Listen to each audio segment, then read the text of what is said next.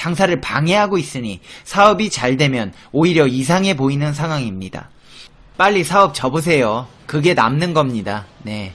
조금이라도 건져야지. 페페TV. 아직도 소니의 추억 속에 젖어 사는 사람들이 있어서인지 일본 사람들은 전자제품에 있어서만큼은 자국 제품을 선호하는 경향이 도드라집니다. 이런 일본의 스마트폰 시장에서 삼성전자의 제품이 6년 만에 최고 점유율을 기록했습니다. 삼성 스마트폰 일본에서 철수하는 게 낫다는 세간의 비아냥을 단번에 뒤집는 결과입니다. 한때 전자제품 분야 전통의 강호 자리를 고수했던 일본은 저번 영상에서 분석해드린 대로 한국에 자리를 내어주고 있습니다. 삼성 스마트폰이 일본에서 강세를 보이고 있다는 소식과 더불어 다양한 소식들 자세하게 페페TV에서 전해드리겠습니다. 당신이 구독해야 할 단 하나의 채널 Information Broadcasting 페페TV 팩트 체크.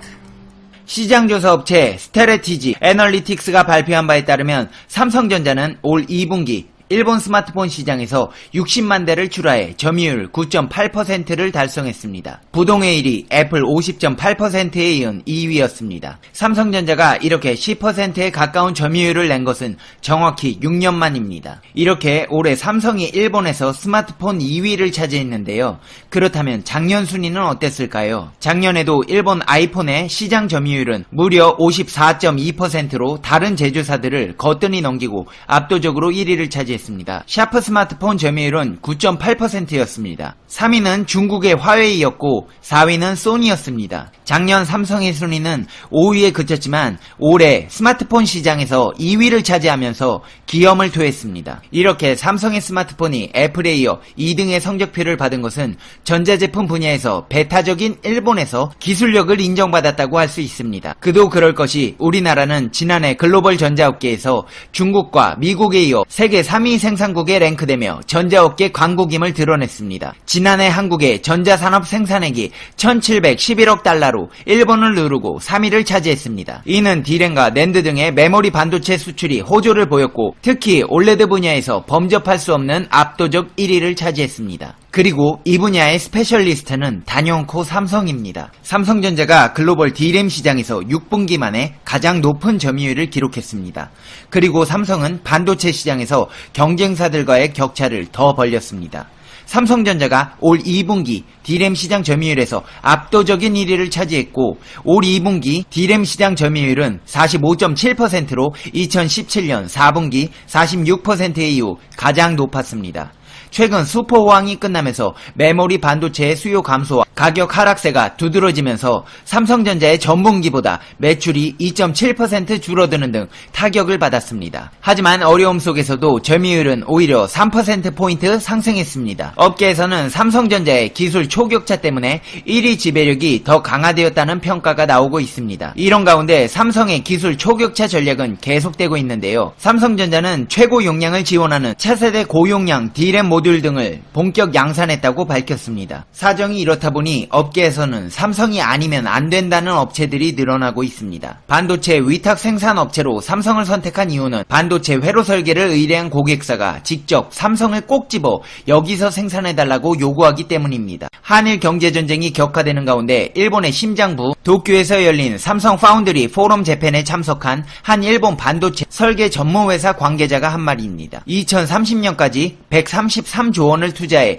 메모리 반도체는 물론 시스템 반도체 세계 1위를 천명한 삼성전자의 초격차 기술력에 대한 일본 업체들의 신뢰도를 단적으로 보여줍니다. 이날 포럼에 참석한 현지 업체들은 한일 관계 악화에 대해서는 아직까지 큰 영향은 없다면서도 지금과 같은 관계가 지속된다면 어려움이 있을 수도 있다고 우려했습니다. 삼성전자는 일본 도쿄 시나가와 인터시티홀에서 삼성 파운드리 포럼 2019 재팬을 개최하고 일본 고객사와 비전을 공유했습니다. 아베 신조 일본 정부가 지난 7월 수출 규제 품목으로 반도체 핵심 소재를 정밀 타격하는 등 경제 보복이 확전하는 와중에 예정대로 행사를 진행해 삼성의 첨단 EUV 미세 공정 등 기술력에 대한 자신감을 드러낸 것으로 풀이됩니다. 올해로 3회째를 맞는 일본 파운드리 포럼에는 소니, 도시바, 도판인세, 다이니폰 프린팅, 손정희 회장이 이끄는 소프트뱅크가 최대 주주인 ARM까지 유수의 현지 반도체 업체들이 대거 참가했습니다. 주장했습니다. 정은승 삼성전자 파운드리 사업부 사장은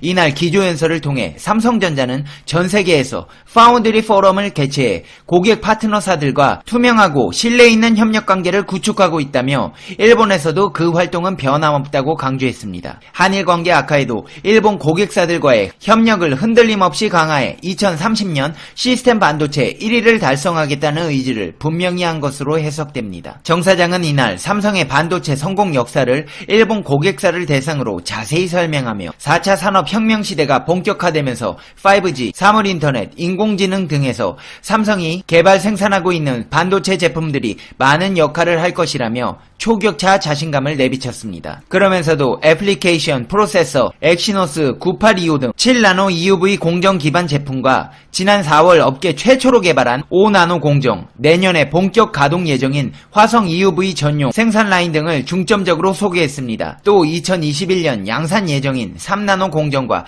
패키지 분야의 앞선 기술력을 선보이며 일본 협력사와 유기적 협력을 거듭 다짐했습니다. 이날 포럼에 참석한 일본 팹리스 관계자는 삼성전자는 D램, 낸드 넘버1, 이미지 센서 넘버2, 파운드리도 대만의 TSMC에 비해 생산은 뒤처져 있지만 종합적인 반도체 회사로 봐야 한다며 재작년부터 작년에 비해 공정 스케줄이 크게 업데이트 되지는 않았지만 메모리뿐 아니라 파운드리에서도 선도하고 있다는 인상을 받았다고 평가했습니다. 그렇다면 한일 관계가 삼성전자에 어떤 영향을 주고 있을까요? 국제신용평가사 피치는 한국과 일본의 무역 갈등에도 반도체 시장에 미치는 영향은 적어도 단기적으로는 최소화될 것으로 내다봤습니다. 피치는 보고서를 통해 일본의 수출 규제 강화가 핵심 반도체 소재에 대해 수출을 금지하는 것은 아닌데다 장기적으로 대체 공급자를 적극적으로 찾고 있다며 이같이 전망했습니다. 삼성전자에 대해 평가사는 D램과 낸드 시장의 위상은 더욱 강화됐다며 각각의 시장 점유율은 지난 1분기 43%와 29%에서 2분기 46%와 35%로 높아졌다고 평가했습니다. 이런 시장 점유율 확대는 서버 수요 때문인 것으로 분석됐습니다. 피치는 삼성전자의 업계를 주도하는 기술력과 계속되는 기술 개발은 강력한 출하 증가세로 이어졌다며 업계 평균 이상의 수익성을 이어갈 것으로 내다봤습니다. 이렇게 삼성은 엄청난 성장세로 발전해 나가고 있습니다. 반면 일본의 전자산업의 심볼 소니는 어떨까요? 일본 기업들이 지금 부진을 면치 못하는 이유는 아베의 경제 정책도 있지만 옛것을 너무 아끼다 못해 지질이 궁상을 떨다 보니 혁신하지 못하는 이유도 있습니다. 이런 구조는 기업이 이윤 창출을 하기에는 적합하지 못합니다. 혁신하지 않는 일본의 국민성이 기업 철학까지 이어진 사례라고 설명할 수 있습니다. 전설의 소니는 이제 없습니다. 오죽하면 소니 침몰이라는 책까지 있습니다. 소니가 남긴 최고의 유산은 워크맨이 아니라 혁신 없이는 살아남을 수 없다는 교훈입니다.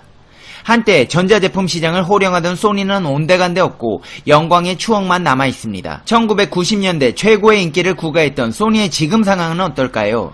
신용평가사 무디스는 지난 1월 27일 소니의 신용등급을 BA1으로 강등했습니다. BA1은 투자 부적격 등급입니다. 소니의 신용등급은 2009년 1월 A2에서 5단계나 하락했습니다.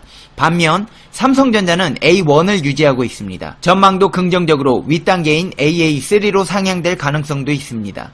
지난해 3분기까지 매출액은 삼성전자가 1,578억 9천만 달러로 소니의 533만 4,800만 달러의 3배에 달합니다. 삼성의 성장세는 차치하더라도 소니는 거의 제자리 걸음을 걷고 있는 셈입니다.